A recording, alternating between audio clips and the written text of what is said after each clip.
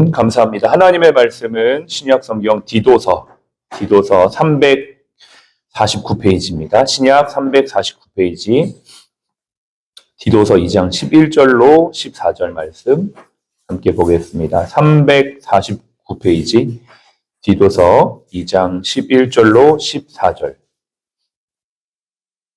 신약 성경 349페이지 디도서 2장 11절로 14절 말씀을 우리 함께 읽겠습니다. 모든 사람에게 구원을 주시는 하나님의 은혜가 나타나 우리를 양육하시되 경건하지 않은 것과 이 세상 정욕을 다 버리고 신중함과 의로움과 경건함으로 이 세상에 살고 복스러운 소망과 우리의 크신 하나님 구주 예수 그리스도의 영광이 나타나심을 기다리게 하셨으니 그가 우리를 대신하여 자신을 주심은 모든 불법에서 우리를 속량하시고 우리를 깨끗하게 하사 선한 일을 열심히 하는 자기 백성이 되게 하려 하심이라. 아멘. 은혜가 우리를 양육하시되 라는 제목으로 함께 말씀을 나누겠습니다. 어저께 라운딩을 하면서 한 분을 만났습니다. 5인실을 이렇게 순서대로 신방을 하고 기도를 해드리고 마지막 분이었는데 그분이 저에게 그래요. 목사님은 저를 싫어하실 거예요. 이렇게 얘기하는 거예요. 그래서 제가 좀 놀래서 제가요? 왜요? 이렇게 했더니 저는 목사님이 싫어하는 교회를 다녀요. 이러는 거예요. 그래서 목사가 싫어하는 교회가 있나요? 그랬더니 신천지 교회 다닙니다. 그러더라고요. 그래서 제가 그랬습니다. 제가 싫어하진 않습니다. 다만 대화가 좀 안 돼서 이렇게 교제가 좀 힘든 것뿐이지 대화가 안 되더라고요. 제가 그렇게 얘기했어요. 같은 얘기를 하는데 다른 주장을 하는 거죠. 그래서 대화가 평행선을 그리기 때문에 뭔가 이렇게 소통이 되는 느낌이라기보다 서로 자기 주장만 하다가 그냥 끝나버리는 경우들이 굉장히 많았었거든요. 그래서 그런 경우지 제가 싫어하진 않습니다. 그렇게 이야기하고 더 이상 대화가 안 되더라고요. 쌩한 그런 분위기. 그래서 기도해드리겠다고 이렇게 했더니 괜찮다고 그렇게 하시길래 그냥 지나갔습니다. 신천지나 다른 기독교 이단 신자들과 대화가 안 되는 이유가 뭘까요? 같은 대상을 완전히 다르게 이해하기 때문이죠.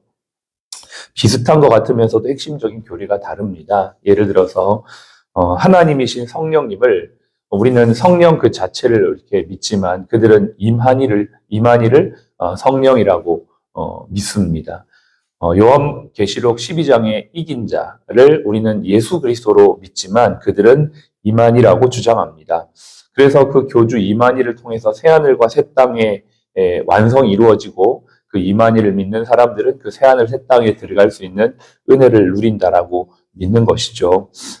건전한 신앙과 신학을 가진 사람들이 들으면 정말 어이가 없는 말이죠. 근데 그거를 믿는다라고 생각하면 참 안타깝고 또 한편으로는 또 이해가 좀 되지 않습니다. 심지어 그 이단에 오랫동안 발담고 있는 사람들은 거의 이렇게 변화되기가 쉽지가 않습니다. 성령의 정말 특별한 도우심이 아니고서는 자신의 어떤 그 잘못되어진 생각을 깨닫는 것이 정말 어렵다라는 생각을 하죠. 그래서 성경은 우리에게 이렇게 권면합니다. 이단을 향해서 이단에 속한 사람은 한두 번 훈계한 후에 멀리하라. 우리가 우리의 생각과 지식을 계속 주장한다고 그들이 설득되는 건 아니에요. 성령이 역사하시고 은혜를 베풀어 주셔야지 믿어지고 깨달아지고 돌이키게 되는 것입니다. 그분을 생각하면서 우리가 이만희를 하나님으로 믿는다는 게 정말 신기하기도 하고 이해가 안 되는 것인데 한편으로는 저를 생각해 보게 되었습니다.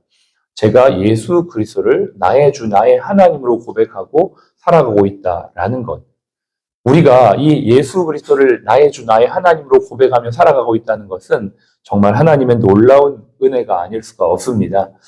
지난주 주말에 전화를 한 통화 받았는데요. 저희가 같이 선교를 갔던 사랑의 교회 집사님이셨습니다. 이번에도 저희가 또 선교를 간다는 소식을 듣고 자기가 너무 이렇게 가고 싶다라고 이야기를 하면서 7월 달에 교회에서 가는 캄보디아인가 또 선교에 참석하신다고 하더라고요. 거기를 갔다가 또 이제 9월 달에 있는 파푸아뉴기니 선교를 가고 싶은데 기도해 달라고 하는 거예요. 제가 근데 그분의 상황을 조금 알거든요. 얼마 전에 자신의 딸이 암 수술을 해서 여러 가지로 경황도 없고 재정적으로 참 쉽지 않은 상황인데도 불구하고 자기가 하나님 앞에 이렇게 열정을 가지고 선교를 하려고 하는 그 얘기를 하는데 참 마음에 감동이 되었습니다. 왜 그분이 그렇게까지 선교를 하려고 할까? 사람의 말로 이성으로는 설명이 안 되는 것이죠. 바로 하나님의 은혜가 있기 때문입니다. 저 고3 때 제가 예수님을 믿었는데요. 저는 예수를 아예 안 믿는 무신론자였고 심지어 예수 믿는 사람을 박해하는 사람이었습니다. 그런 제가 예수를 믿게 됐다? 참 하나님의 은혜가 아닐 수 없죠. 저희 어머니 40년 동안 불교 다니셨고 집에 불상도 있었습니다. 거의 108배는 기본이고요. 매일 108배는 기본이고 3000배를 한 달에 한 번씩 하는 대단한 보살, 머리만 안 잘랐지 그냥 거의 스님이셨습니다. 그런데 그분이 예수님을 믿고 지금은 목사님이 되셨습니다. 하나님의 은혜가 아니면 이것이 설명이 안 되는 것입니다. 우리의 삶에 설명 안 되는 것들이 너무나 많습니다. 이 모든 것이 은혜죠. 그래서 에베소서 2장 8절은 너희가 그 은혜에 의하여 믿음으로 말미암아 구원을 받았다. 우리의 구원은 전적인 하나님의 은혜입니다. 그리고 우리가 오늘도 이 믿음의 자리, 또 믿음을 가질 수 있는 모든 기회를 얻는 것 또한 은혜라고 요한복음은 말합니다. 나를 보내신 아버지께서 이끌지 아니하시면 아무도 내게로 올 자가 없으니 오직 아버지께서 이끌어 주신 사람만이 여기에 올 수 있느니라. 여러분, 우리가 오늘 이 아침에도 예배를 드릴 수 있는 것은 은혜입니다. 이 병원에서 일할 수 있는 것도 은혜이고요. 오늘 이렇게 믿음의 지체들과 함께 기도하고 은혜를 나눌 수 있는 것, 이 모든 것이 다 은혜입니다. 하나님의 은혜가 우리의 삶의 결과를 만들어내는 것이죠. 빌립보서 1장 29절 또 말합니다. 그리스도를 위하여 너에게 은혜 주신 것은 다만 그를 믿을 뿐 아니라 또한 그를 위하여 고난을 받게 하려 함이라.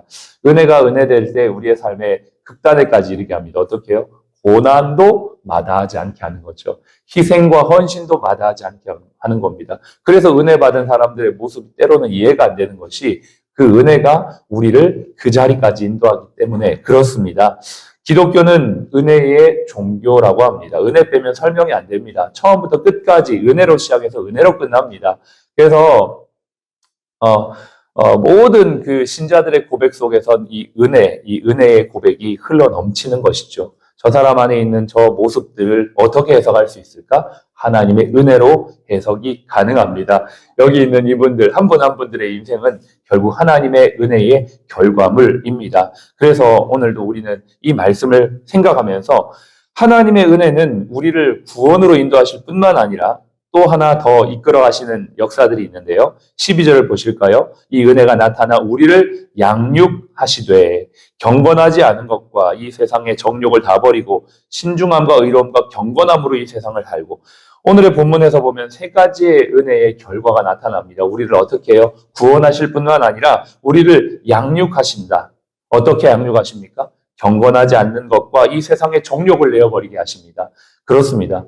예수 그리스도의 은혜가 우리 가운데 임하게 되면 우리는 점점 더 거룩함으로 가게 됩니다. 세상의 것들이 점점 싫어집니다.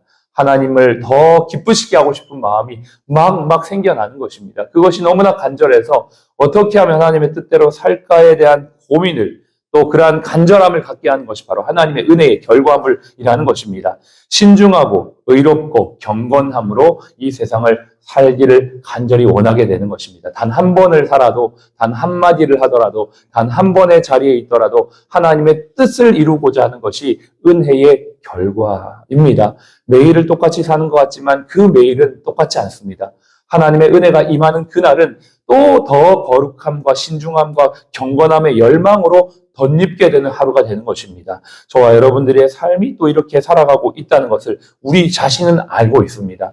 이전보다 오늘보다 내일 우리는 더 거룩하게 될 것을 알게 됩니다. 왜요? 은혜가 있기 때문입니다. 그 은혜가 지금까지 나를 그렇게 인도하셨고 그 은혜가 앞으로도 나를 그렇게 인도하실 것이기 때문입니다. 복스러운 소망과 우리를 크신 하나님 구주 그리스도의 영광이 나타나심을 기다리겠으니 이제는 점점 갈수록 시간이 지날수록 바라는 건 딱 하나입니다. 하나님의 영광을 위해 살고 싶다. 하나님의 영광이 드러나는 삶을 정말 살고 싶다. 그리하여서 결론이 14절이죠. 같이 한번 14절을 읽겠습니다. 그가 우리를 대신하여 자신을 주심은 모든 불법에서 우리를 속량하시고 우리를 깨끗하게 하사 선한 일을 열심히 하는 자기 백성이 되게 하려 하심이라. 아멘. 14절은 11절부터 13절까지의 내용의 결론입니다.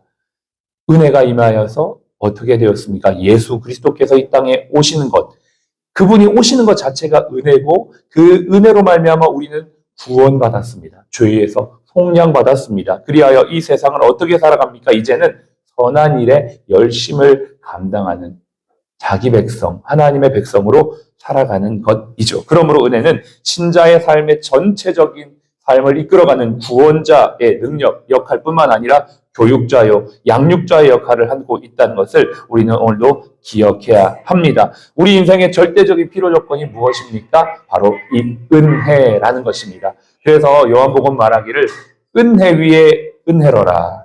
우리가 다 그의 충만한 데서 받으니 은혜 위에 은혜로라. 오늘도 이 은혜가 저와 여러분의 삶에 있기를 간절히 바랍니다.